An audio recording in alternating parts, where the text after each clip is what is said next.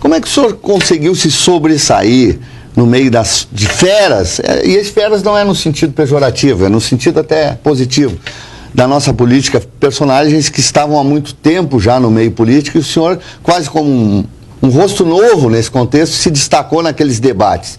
O senhor se preparou? Como é que foi aquilo? Eu não sei se houve eu não sei se houve um preparo para.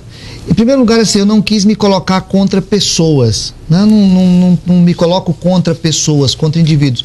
Eu me coloco com posições em relação à ideologia, a fatos, a posturas. E a política, ela tem um vício, ela tem um jeito, ela tem uma maneira de promover.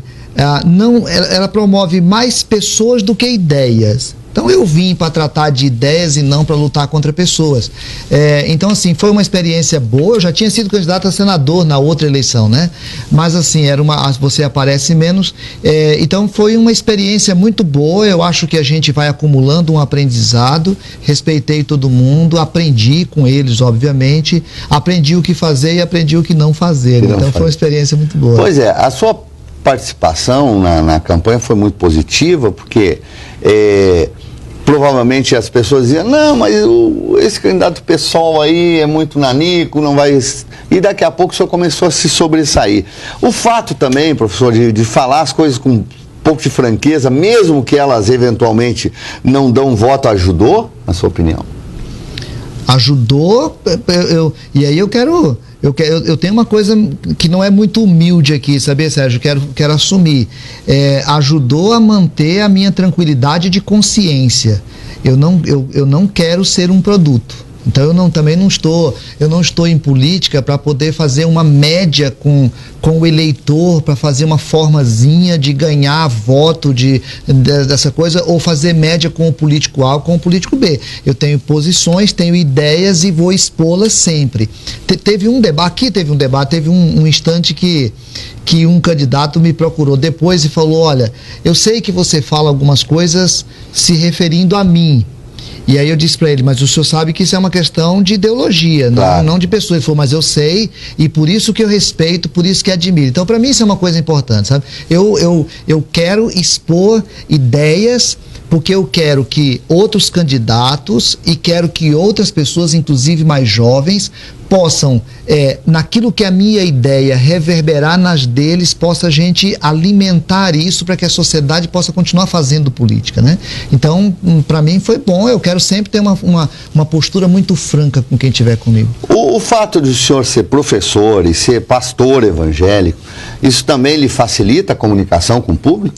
Facilita, com certeza. Eu tenho convicção disso. Tenho convicção de que algumas pessoas, elas são até mais capazes para algumas coisas do que em outras, mas nesse caso especificamente, que é um caso de comunicação, facilita. Então, eu tenho essa consciência, né, de que eu me comunico com mais facilidade. Inclusive, eu faço isso melhor falando que escrevendo, por exemplo. O senhor prefere ser chamado de professor, de pastor ou de futuro político em alguma coisa? Não, eu preciso ser chamado de Aloysio Vidal, né? Porque eu sou Aloysio Vidal, por exemplo, eu amo a ideia de ser professor, dei aula há quase 20 anos em faculdade, mas nesse momento, por exemplo, eu não estou dando aula, né?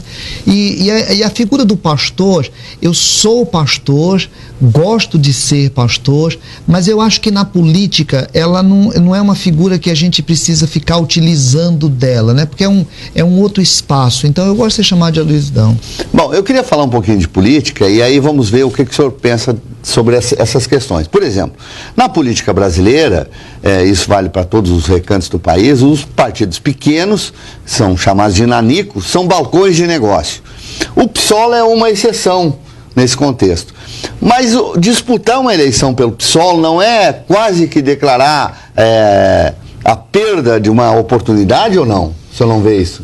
Talvez se nós olharmos por enquanto, né? O PSOL é um partido que está em construção, ele está ocupando o espaço e ele, por enquanto, ainda não é um balcão de negócio. e eu vou lutar sempre para que não se transforme, e o dia que ele se transformar eu deixo de ser, porque para mim ele não é religião, ele é um espaço de eu fazer política. Enquanto o pessoal não for um balcão de negócio, eu vou estar nele. No dia que ele se transformar, eu saio dele sem nenhum problema. Então, ainda não é. A segunda coisa, ainda não é um partido mais fácil para ganhar a eleição mesmo. Se o objetivo maior de um candidato, no caso meu, for ganhar a eleição, eu poderia ter ido para um tanto outros partidos que me convidaram nesse período. Mas esse não é o objetivo maior. Eu quero muito que a gente construa um espaço de política que motive as pessoas a continuarem acreditando que é possível.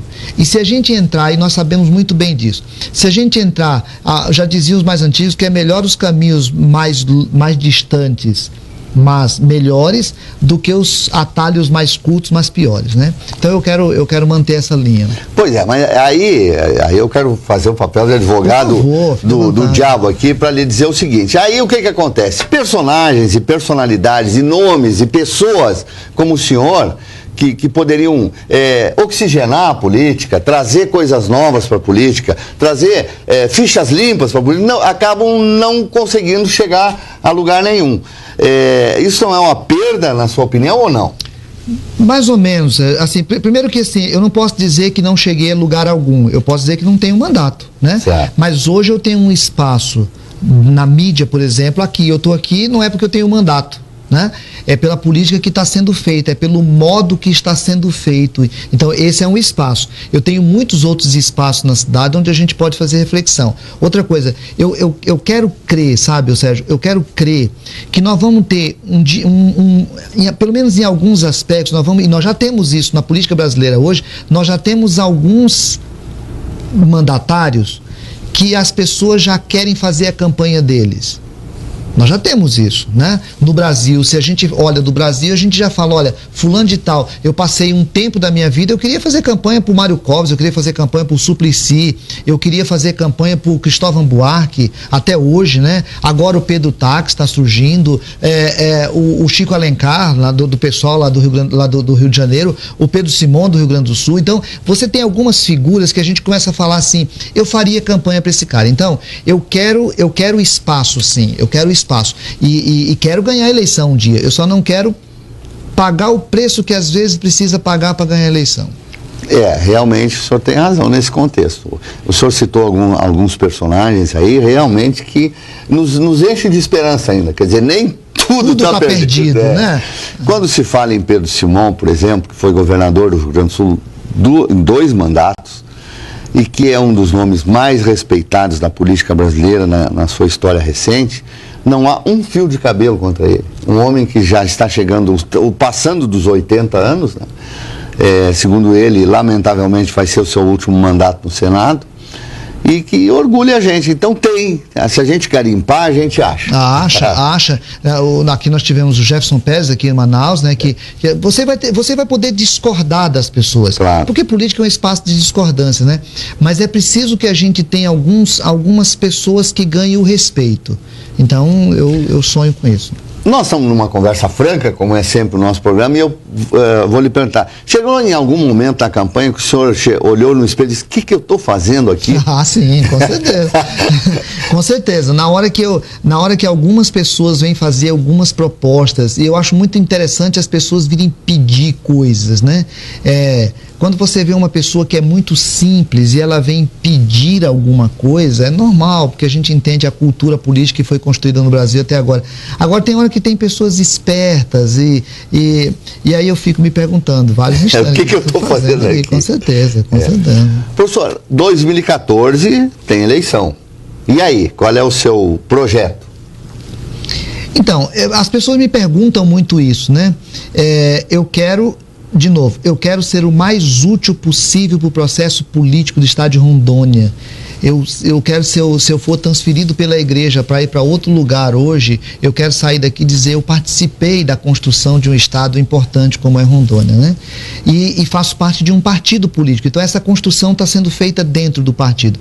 Em alguns instantes nós chegamos à conclusão de que é melhor eu participar e disputar para deputado estadual, porque a possibilidade de ganhar a eleição é maior e tal. Em outros instantes a gente chega à conclusão assim, não, o melhor seria participar da campanha para senador, governador e a gente estudar o Estado e participar do debate, fazer a política e ajudar a pautar temas e ver como é que a sociedade vai lendo isso e vai entendendo isso, né? Eu, particularmente, gosto muito da figura do senador.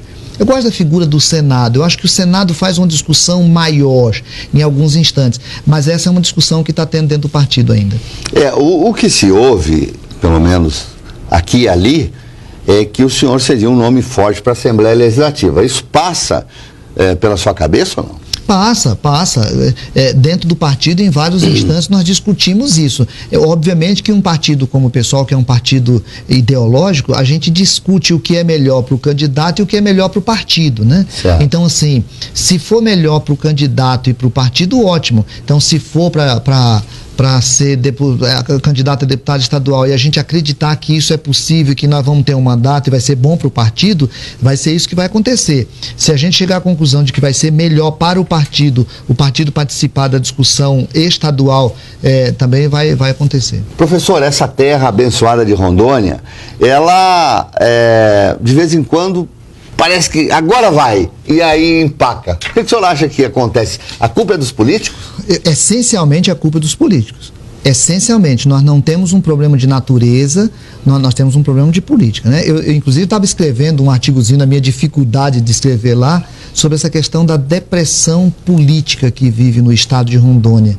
Isso a população tem que encarar com muita responsabilidade, Sérgio, né? Nós sabemos disso. O político é consequência da sociedade, ele é uma consequência da sociedade. Eu passei agora em outros estados e especificamente no Mato Grosso do Sul, onde é o meu ambiente, você vê as pessoas falando bem, ainda quando criticam mais por uma ideologia. Você ir a cidades pequenas do interior do estado e as pessoas falando bem. Você ir à capital, e Campo Grande hoje é uma capital transformada pelos políticos. Então, assim, é uma questão da gente compreender que a política precisa promover o desenvolvimento, precisa permitir o desenvolvimento, e Rondônia, infelizmente, nós nos tornamos tão pródigos em escândalos, né? Nós viramos objeto de escárnio. Quando você chega no outro lugar, tem que ficar explicando o tanto de escândalo que acontece. Obviamente que acontece em outros estados, mas nós acontecemos tanto e com uma frequência tão próxima uma da outra, que nós estamos caindo num certo ostracismo, assim, e aí Rondônia vai virando objeto de brincadeira dos outros, infelizmente. E aí a gente teve, professor, grandes esperanças durante muito tempo, numa mudança profunda da política, com a história do Partido dos Trabalhadores, do PT, com a história de uma teoria de um governo mais próximo da população mais pobre, e começou bem. Agora chegou no estágio que está. Qual é a sua avaliação sobre o PT, sobre os governos do PT? O que o senhor analisa? Olha, eu sonhei com o PT também. Eu gastei tempo, eu gastei sonho com o PT também, né? Então, eu não quero falar do PT como alguém de fora hoje no outro partido, porque eu também estive lá. Então, eu quero falar nesse direito que eu tenho, porque militei lá, né? Da minha forma, da minha maneira, no jeito que eu entendi. Primeiro que eu acho que o PT, ele conseguiu deixar de ser um partido extraordinário para se tornar um partido ordinário. Ele é um partido como os outros. Esse ordinário não é... Não ordinário no sentido negativo, né? Mas no sentido comum. Ele passou a ser um partido como os outros. Então, eu não acho que os outros partidos tenham direito de falar do PT como se eles fossem melhores do que o PT. O problema é que o PT passou tanto tempo falando que era melhor do que os outros, que quando ele se tornou igual, ele criou lá os seus problemas, né? Agora, ninguém pode negar que o PT participou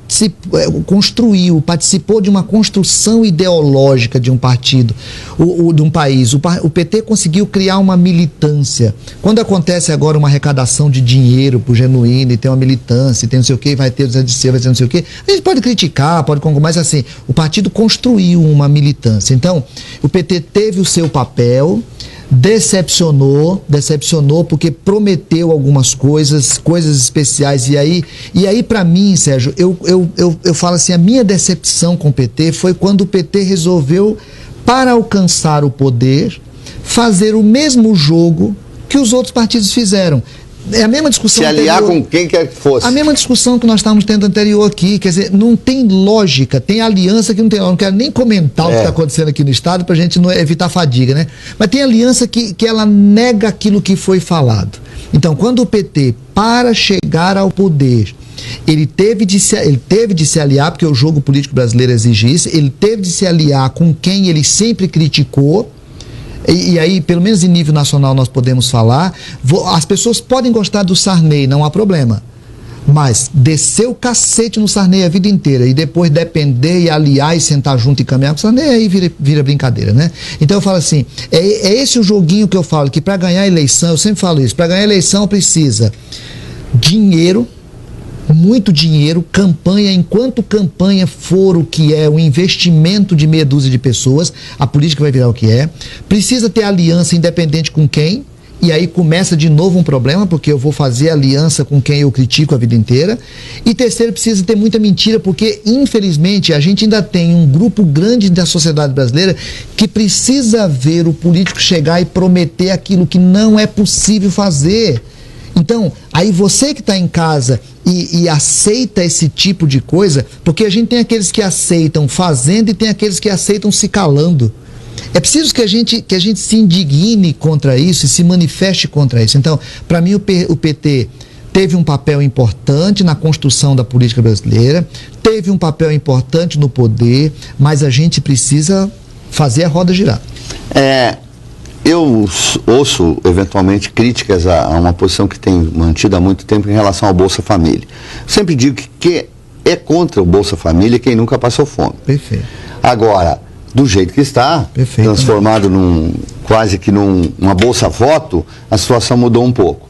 Mas eu queria entrar, por que a Bolsa Família? Por causa dessas questões sociais. O Papa disse, né, recentemente, que uma das maiores culpas da pobreza no planeta é da classe política, que cria uma situação para que a pobreza se mantenha. O senhor concorda com isso? Eu concordo em tese, eu concordo em parte, assim, né? A classe política enquanto instrumento que dirige o poder. Agora, também nós não podemos negar hoje, né, Sérgio, assim, que hoje em dia a classe política já não dirige tanto o mundo quanto no passado. Nós temos hoje uma meia dúzia de corporações que dirigem o mundo. Inclusive redes sociais. Então, aí eu falo assim, aí você vai chegando. Então a gente tem essas grandes corporações que elas estão dirigindo a classe política. Né? Então, os partidos políticos hoje estão fragilizados. Você tem as grandes organizações que dirigem o mundo, as organizações que dirigem um país, ou as organizações que dirigem um Estado. E agora nós temos esse evento novo que são as redes sociais, que a gente não sabe ainda como é que elas... o que vai acontecer. O que vai dar, né? Então, eu diria que é um conjunto de fatores, assim, e diria que inclusive as religiões, inclusive as nossas igrejas, podem participar desse jogo em que alimenta uma pobreza, dando a elas uma visão que tira a responsabilidade de fazer. Então, todos nós participamos desse processo. Uma outra questão, professor, é dos jovens. Nós temos no Brasil uma população de jovens de entre 15 e 24 anos de 32 milhões de pessoas. E essas pessoas estão sem perspectiva, com a educação claudicante, cheia de problemas, não tem pleno emprego, não tem lazer, aí inventa os tais rolezinhos. O que fazer para essa gente jovem começar a se integrar nesse país? De verdade. Eu acho que a gente vai ter que sempre, nós vamos estar sempre correndo atrás da consequência, Sérgio, e nós vamos ter que resolver o problema do jovem dos 15 anos em diante, mas nós temos que pensar no jovem da criança, né, que vai aí do seu período infantil aí de 2, 3 anos até os 15 anos. O que vai ser feito com a educação básica desse país? Isso a gente precisa discutir. E tem mais um detalhe, não é uma polêmica religiosa. O que vai ser feito com a família? Se você não tiver uma família com a estrutura mínima, esses meninos vão para a escola só é um lugar onde eles se livram um pouco da esculhambação que está vivendo a vida familiar. Quando ele chega na escola, ele não consegue mais respeitar ninguém. Não tem mais respeito em casa. Os pais não respeitam seus filhos com um modo de vida ridículo, não respeitam, não se faz mais respeitar, não tem princípio de autoridade. Há poucos anos atrás, 2 anos atrás, eu vi um professor aqui, um teórico importante aqui na área de filosofia, que quando me deu aula, falava contra Deus. Agora, eu tenho pouco contato com ele, assisti uma palestra onde ele fala da saudade dos 10 mandamentos, né? Porque a noção de limites. Então, eu vou resumir. Família precisa receber um investimento, daqui a pouco o Estado vai estar preocupado com essa questão. Segundo, nós precisamos cuidar da educação básica, senão daqui 20 anos nós vamos estar perguntando o que vão fazer com jovens de 15 anos. E terceiro, nós precisamos priorizar hoje sim a questão do emprego e a questão do esporte e do lazer na vida desses jovens. Isso é fundamental, senão o Brasil para. Olha, nós temos mais alguns poucos minutos e eu ainda tenho alguns assuntos com o senhor. Vamos rapidinho para ouvir sua opinião sobre... É possível, professor, igreja, ideologia religiosa e política partidária conviverem juntos? Veja, essa é uma discussão muito boa, Sérgio. Eu tenho vontade de uma hora a gente participar de um debate sobre isso, sabe? Nós temos uma democracia. Não dizemos que ela é a única, ou que ela é perfeita, ela é a melhor. Todos os entes sociais de uma sociedade precisam participar dessa democracia. A igreja, enquanto pessoas, ela é um ente da sociedade, ela precisa participar. Teologicamente, já passou aquele tempo que a gente achava que tinha que se esconder. Não, a gente tem de participar. Agora, a igreja tem uma ação que não, enquanto instituição, que não é uma ação de Estado. A diferença entre Estado e igreja é fundamental. Agora, enquanto ser social, eu vou e eu quero conclamar as pessoas a participarem, sim. E as ideologias nossas podem ser muito diferentes. Alguém pode ser mais de esquerda, alguém pode ser mais de direita, mas nós precisamos participar não como instituição, como pessoa. Num país com tanta violência quanto o nosso, em que entre as 50 cidades mais violentas do mundo, 16 são brasileiras, a porta da igreja pode ser a salvação para que as coisas voltem a um convívio mais humanizado? Se você participa, se você for hoje, tem estudo sobre isso, se você for hoje na Rocinha, você tem tantos templos, né, das várias matizes, que em vários lugares e em várias situações, até na hora da guerra de tiro mesmo, já tem sido comuns as pessoas se esconderem nos templos e os pastores e os padres voltarem a assumir esse papel de apoio. Então, o templo religioso, ele é um espaço de alimentar a esperança, e um povo que perde a esperança, ele vira um povo violento. Então, um povo que volta a ter esperança, ele vira um povo mais pacífico.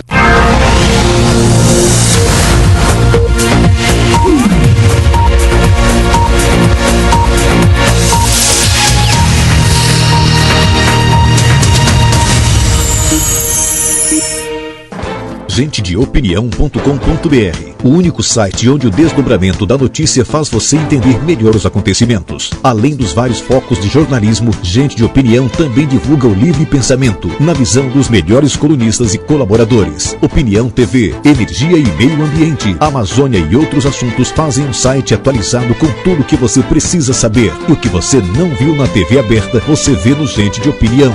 Gente de Opinião, liberdade de expressão.